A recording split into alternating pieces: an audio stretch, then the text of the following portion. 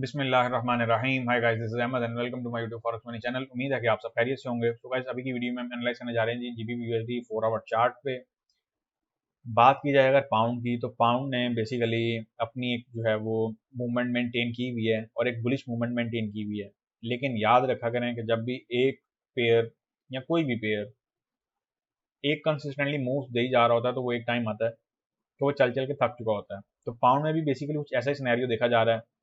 और बात की जाए अगर पाउंड की, अब पहले क्या था, पाउंड के अपसाइड के कुछ लेवल्स पेंडिंग थे, फिर पाउंड आ गया डाउन साइड पे, और डाउन साइड पे इतना आ गया कि एक एक स्लम्प वाली या एक क्राइसिस वाली जो है वो भरपूर तरीके से अपनी मूवमेंट दे के गया। बात की जाए अगर इनके ऋषि सुनाक की, तो हाल ही में भी जो बैठे हैं इनके जो न्यू पीएम है, और उनके बैठते ही जो है वो मार्केट में कुछ स्टेबिलिटी आई। और अगर बात की जाए इनके कुछ इन्वेस्टर्स कॉन्फिडेंस की, तो वो एडअप हुआ। लेकिन कहीं ना कहीं मैं समझता हूँ कि ये एक एक गैम्बलिंग चल रही है। फॉरेक्स मार्केट में ऑफ कोर्स गैम्बलिंग जो है वो बहुत चलाना बहुत इजी काम है।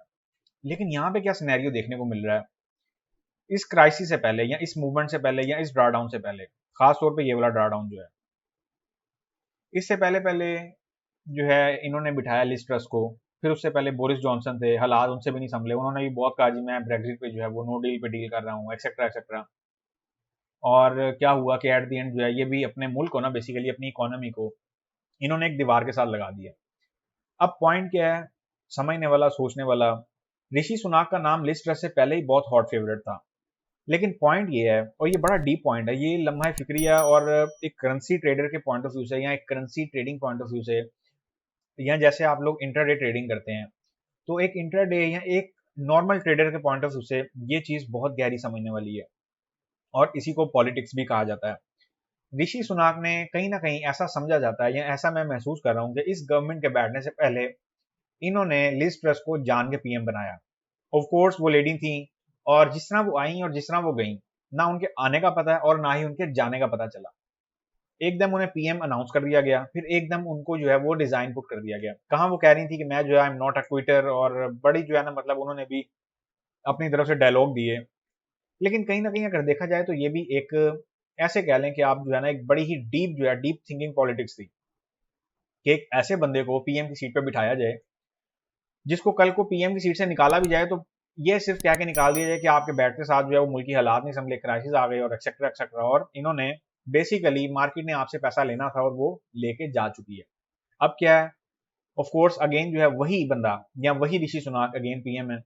और क्या है, अब हमें देखने को मिल रहा है कि अब जो मार्केट की मूवमेंट है वो एक वे में जाई जा रही है, जाई जा रही है। अब मार्केट जो है वो अपने डाउन साइड के टारगेट्स, बेसिकली एक ट्रेडिंग पॉइंट ऑफ व्यू से अगर सिर्फ बात की जाए, तो डाउन साइड के टारगेट्स रिमेन पेंडिंग है, जो कि अभी कंप्लीट होने का नाम नहीं ले रहे, सिर्फ इस वजह से क्योंकि अभी इनके एक एक के बाद इनका एक पीएम चेंज हो रहा है, एक जा रहा है तो दूसरा आ रहा है, जैसे बारियां लगी हुई हैं। जैसे कि अब मैं कुछ ममालिक का नाम नहीं लेना चाह रहा, वो एक पॉलिटिक्स जो है वो पॉइंट निकलाएगा। तो पॉइंट इज कि आप लोगों को अगर जीबीपी यूएसडी में ट्रेडिंग करनी है, तो बहुत ही एक्टिव और बहुत ही मोहतात रहते हुए ट्रेडिंग करनी है, क्योंकि इनका कुछ पता नहीं है ये किसको कब बिठा दें और किसको कब उतार दें। अभी के लिए बेसिकली अगर बात की जाए इनकी पीएम की सीट का, तो इनसे वही नहीं समझ आ पा रही पिछले 4-5 सालों पे। इससे पहले ट्रेसा मे थी, इन्होंने उनको भी ऐसे ही उतारा। फिर उसके बाद बोरिस जॉनसन आए, और उनको भी जो है वो एकदम शॉर्ट नोटिस पे जो है वो उनको फारिग कर दिया गया अपनी कबीना से। फिर इन्होंने लिज ट्रस को बिठाया, फिर एकदम उन्हें भी जो है वो क्लियर कर दिया। अब इन्होंने जो है वो ऋषि सुनाक को बिठाया। और इसमें कोई शक नहीं है कि ऋषि सुनाक जो है वो एक बिजनेस माइंडेड पर्सन है। लेकिन अगर बात की जाए मार्केट के पॉइंट ऑफ व्यू से, तो मार्केट बेसिकली क्या, ट्रेडर्स का पैसा जो है, या एक रिसेशन के नाम पे ये लोग कौन सा ड्रा डाउन ऐसा देना चाह रहे हैं जो लोगों की जेबें खाली कर रहा है।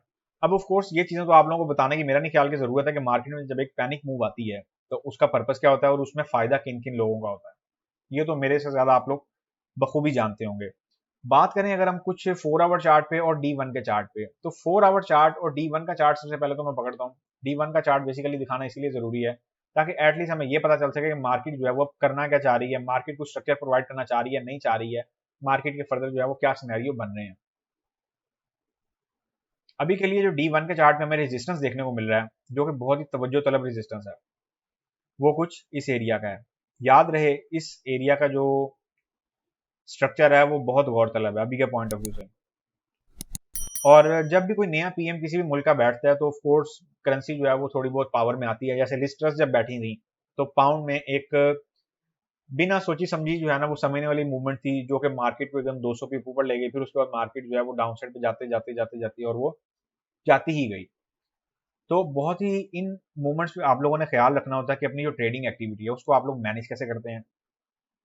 कभी कभार क्या होता है, थोड़ा सा नुकसान उठा लेना बहुत ज्यादा नुकसान से बेहतर होता है। फॉरेक्स इंडस्ट्री में बेसिकली मैंने ऐसे ट्रेडर्स की तादाद बहुत कम देखी है जो कि ऐसे डिसीजन जो है वो टाइम पे लें।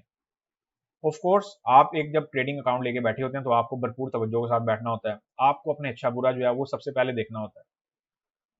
बात करें अगर हम कुछ इसके स्ट्रक्चर की, तो पाउंड का स्ट्रक्चर अभी के लिए बड़ा ही सिंपल सा और बड़ा ही क्लियर सा कुछ इस तरीके का कह रहा है। अगर मैं बात करता हूँ कुछ इसके मंथली टाइम फ्रेम की, तो मंथली टाइम फ्रेम जो है वो कुछ ऐसी अक्सी कर रहा है। Of course monthly time frame पे भी एक बेरिश जो है वो चैनल मेंटेन किया हुआ करेंसी ने, और करेंसी जो है वो परफॉर्म करती चली जा रही है। लेकिन मार्केट यहाँ से कुछ अपसाइड फर्दर मूवमेंट भी ले सकती है। ये मैं सीनियर टाइम फ्रेम से बात कर रहा हूँ। लेकिन अगर मैं बात करूँ आपसे कुछ वीकली टाइम फ्रेम की, कुछ 4 आवर टाइम फ्रेम की, तो मैं स्टिल इसमें भी other currency, other major currency pairs की तरह like euro USD, AUD USD, उन्हीं पेयर्स की तरह इसको भी एक डाउन साइड पे आने वाले दिनों में, आने वाले हफ्तों में जाता हुआ देख रहा हूँ। उसकी क्या रीजन है? उसकी रीजन ये है कि मार्केट्स अपने कुछ टेस्ट, कुछ बहुत ही मजेदार किस्म के टेस्ट जो है वो ऐसे पेंडिंग छोड़ के आई है कि उसमें किसी भी टाइम जो है वो हमें एक वो मूवमेंट, एक वो प्राइस अगेन देखने को मिल सकती है। सो पॉइंट इज कि आप लोगों ने जो भी ट्रेडिंग एक्टिविटी करनी है बहुत उसमें जो है वो एहतियात करनी है।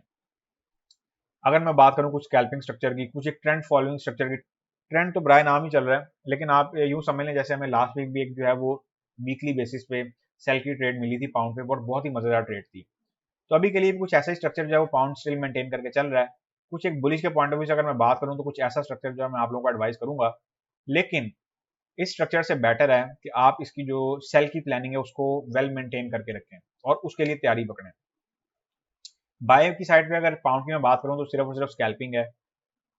अगर पाउंड इस एरिया को सपोर्ट में डेवलप कर गया, फिर इस बात में कोई शक नहीं है कि पाउंड पे एक लॉन्गर टर्म अपसाइड मूवमेंट देखी जा सकती है, भले ही वो एक क्विक मूवमेंट हो।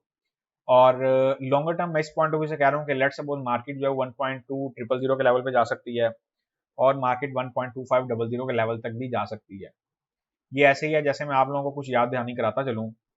हम D1 के चार्ट पे चलते हैं और देखते हैं कि हमारे साथ माजी में क्या सलूक हुआ हुआ है। ये ऐसे ही है जैसे मार्केट जो है वो माजी में मार्केट ने एक ऐसा स्ट्रक्चर बनाया था और उसके बाद मार्केट जो है वो अपसाइड पे जाती चली गई, जाती चली गई। फिर क्या है, फिर मार्केट एक ड्रा डाउन की तरफ आई। तो अभी भी कुछ ऐसा सिनेरियो, चूंकि अभी ऋषि सुनाक एक बिजनेस माइंडेड पर्सन भी इनको कहा जाता है और बिजनेस के पॉइंट ऑफ व्यू से भी ये बड़े जो है वो माने जाने जाते हैं।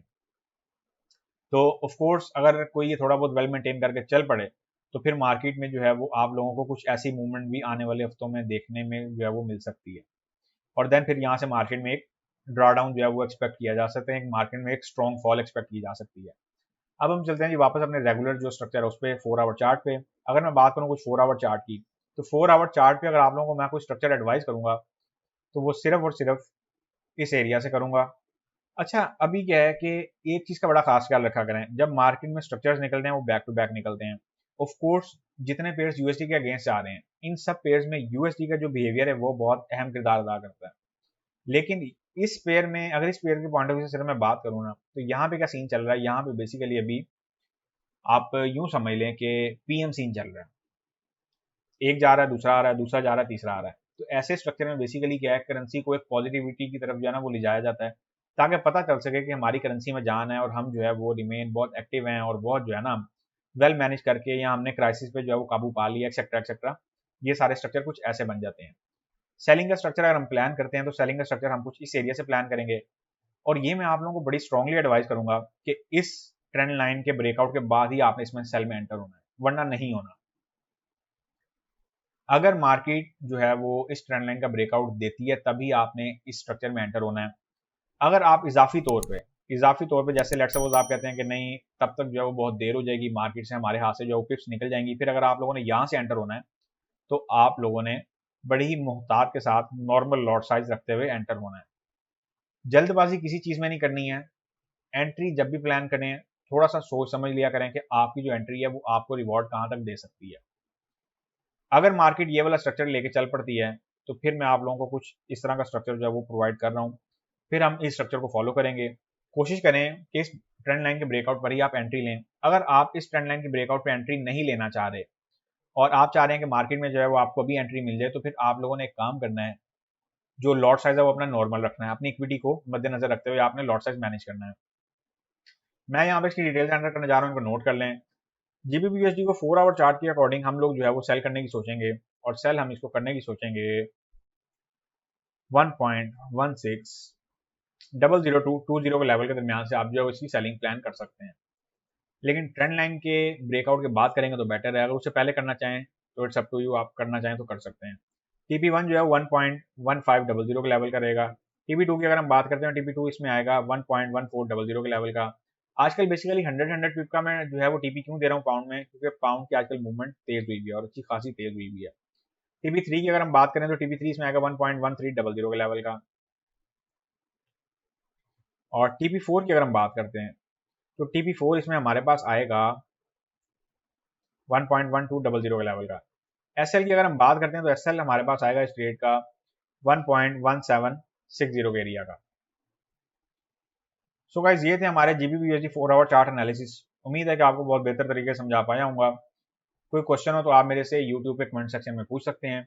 अब हमारी मुलाकात होगी नेक्स्ट वीडियो में, तब तक के लिए अपना ख्याल रखें, दुआ में याद रखें। मुझे दें इजाजत, अल्लाह हाफिज।